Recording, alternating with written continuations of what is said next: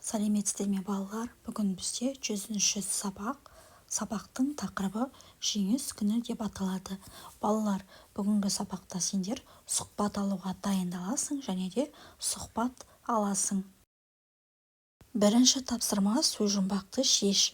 Балалар, төменде мақал-мәтелдер берілген.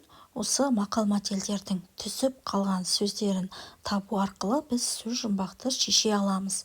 Бірінші сөз жұмбақ: Болат қайнауда шынығады, батыр майданда шынығады. Жазып қоямыз. Екінші: батыр елдің сәулеті, балқұрақ көлдің сәулеті. Үшінші: жүк ауырын нар көтереді, ел ауырын ер көтереді. Төртінші: шын ер жеңсе тасымас, жеңілсе жасымас. Бесінші: отан үшін отқа түс, күймейсің. Алтыншы: жаңбыр менен жер көгерер, бата менен ел көгерер. Балалар, сөз жұмбақта тігінен оқығанда Мәншүк сөзі пайда болды. Мәншүк Мәметова ол қазақ халқының ержүрек батыр қыздарының бірі. Екінші тапсырма: тор көздердегі сөзді оқы. Қазақтың батыр қыздарынан тағы кімдерді білесің? Мақал-мәтелдерге ортақ тақырып ойлап тап. Қазақтың батыр қыздары: Мәншүк Мәметова, Әлия Молдағұлова, Хиуаз Доспанова. Балалар, бұл батыр қыздар майданда ерлермен бірге жауға тойтарыс беріп, қаншама жаудың бетін қайтарған. Хиуаз Доспанова қазақтың батыр ержүрек ұшқыш қызы. Мақал-мәтелдерге ортақ тақырып ойлап тап. Балалар, мақал-мәтелдерге батыр, ержүрек, қайсар, ерлік сөздері ортақ тақырып бола алады. Үшінші тапсырма: өлеңді тыңда. Жеңіс күні. Ойлап тұрдым көп, сауал бердім білгім кеп. Қуанышты мереке, жеңіс күні қай күн деп. Атамнан да сұрадым, көкемнен де сұрадым, ағамнан да сұрадым, апамнан да сұрадым. Тосты бәрі құлағын, дұрыс десті сұрағың. Бейбіт күннің бәрі де жеңіс күні шырағым. Өлеңнің авторы Қайрат Жұмағалиев. Төртінші тапсырма: түсініп оқы, өлеңнің авторы туралы әңгімеле. Қайрат Жұмағалиев ақын, аудармашы. Қайрат Жұмағалиев 1937-2014 жылдары өмір сүрген. Батыс Қазақстан облысы Орда ауданы Бесқұдық ауылында туған. Балаларға арналған көптеген жыр жинақтарының авторы.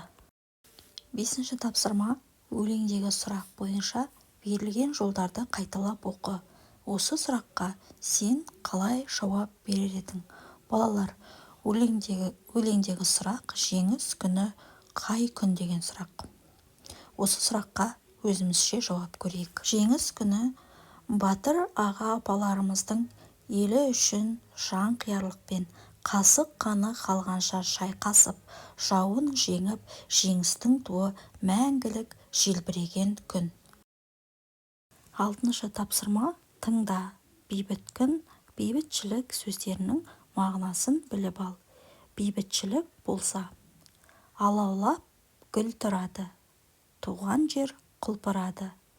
Бейбітшілік болса, түрленіп бақша бағы, тірлік те жақсарады. Бейбітшілік болса, үйлерде құламайды, ешкімде жыламайды.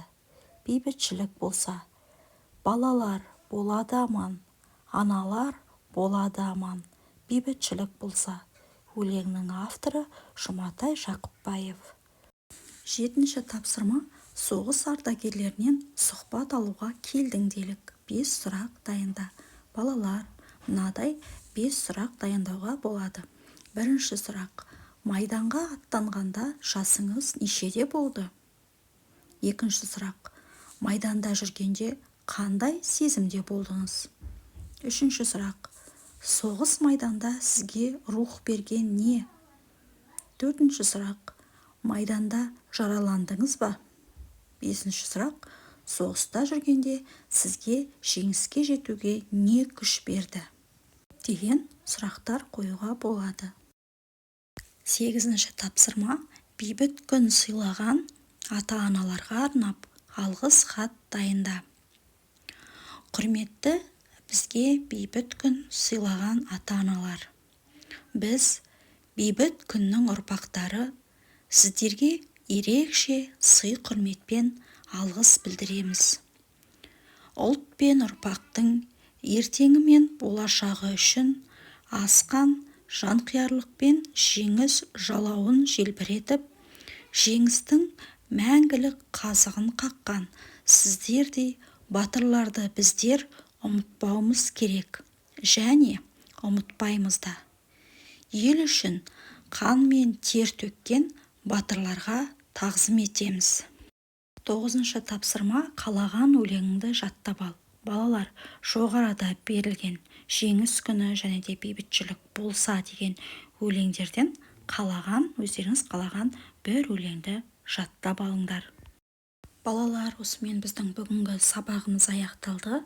Бұл сабақ сіздерге түсінікті болды деген ойдамын. Егер де сіздерге сабақ ұнаған болса, міндетті түрде осы каналға тіркеліп видеоға лайк басып кетуді ұмытпаңыздар.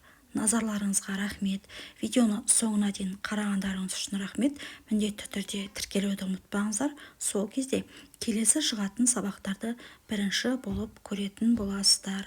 Назарларыңызға рахмет. Келесі сабақта кездескенше сау болыңыздар.